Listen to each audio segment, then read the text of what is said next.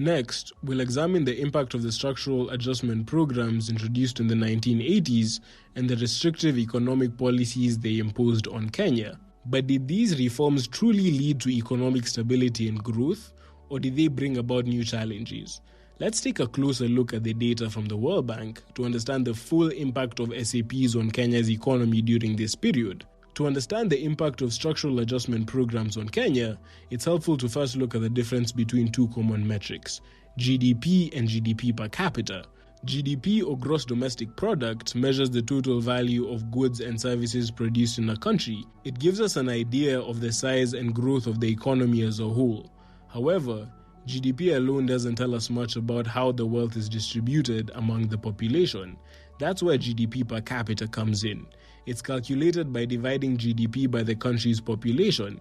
GDP per capita provides a sense of the average income per person, making it a more useful measure for understanding whether economic growth is actually benefiting individuals and leading to sustainable, equitable development. When we look at Kenya's GDP data from 1980 to 2002, we can see the effects of SAPs on the economy. In the GDP growth chart for this period, there's a relatively stagnant trend during the 1980s and early 1990s, with GDP growth remaining flat or only slightly increasing.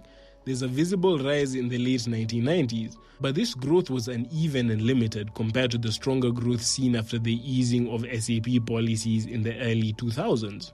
Now turning to GDP per capita for the same period, we see a clearer picture of how this growth affected individuals. The GDP per capita chart shows a declining trend throughout the 1980s, with only a modest recovery in the 1990s. This suggests that while the overall economy may have grown slightly, the benefits were not reaching the average person in a meaningful way.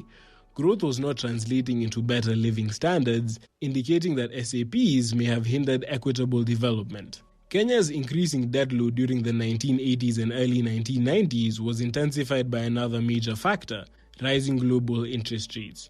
During the 1980s, Kenya's external debt as a percentage of gross national income climbed sharply, peaking in the early 1990s.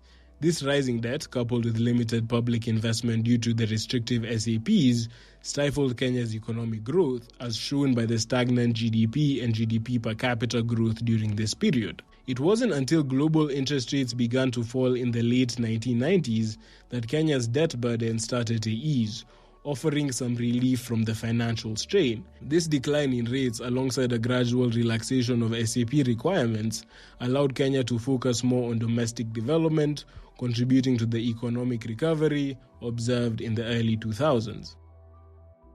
Hey, if you like that video, click somewhere to the right of your screen to watch the full unfiltered version. All the best and thank you.